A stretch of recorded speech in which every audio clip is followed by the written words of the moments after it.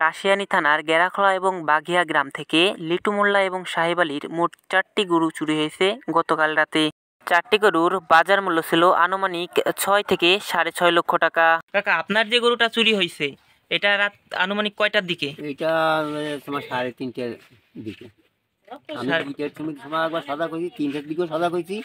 পরে 3:30টার দিকে লোক উঠে মানে বিক্রি উঠছে, তাই দেখা যাচ্ছে গরু ঘর খোলা। এগুলো আমরা বাইরে গরু কিনি। আপনার আনুমানিক কয় লাখ টাকার মালের ক্ষতি হয়েছে? লাখখানিক। আর ছাগল নিয়ে গেছিল, সেই ছাগলের বিষয়টা কিনারে বান্ধা পেয়েছি। গতকাল রাত্রে যে চুরিটা হইলো, চুরিটা কিভাবে হইলো আপনি একটু বলেন যদি। রাতে শুয়ে রয়েছে, এখন দরজাটা দিয়ে তালা কেটে নিয়ে গেছে। আপনার কয়টা গরু চুরি হয়েছে এখান থেকে? 3টে। 3টা। আনুমানিক কত লাখ টাকার মাল আপনার ক্ষতি হয়েছে? 5 লাখ টাকার মতন।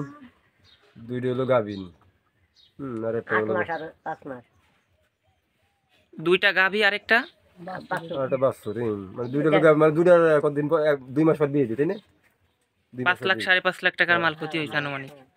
আচ্ছা, এই আপনার এই যে আমার পিছনে আপনি এই যে গোয়াল, এই গোয়াল থেকে গরুটা চুরি হয়েছে। মানে ঘরে 8 গাছ প্রায় ঘর না, এটাই কর। আপনার হচ্ছে 3টা গরু, 2টা হচ্ছে গাভী আর একটা গরু ছিল। রাত আনুমানিক কয়টার দিকে চুরি হয়েছে আপনি কি মানে জানেন, এটা বলতে পারবেন? ওই 2টা। রাত 2টার দিকে। না, 4টার দিকে তো আমারই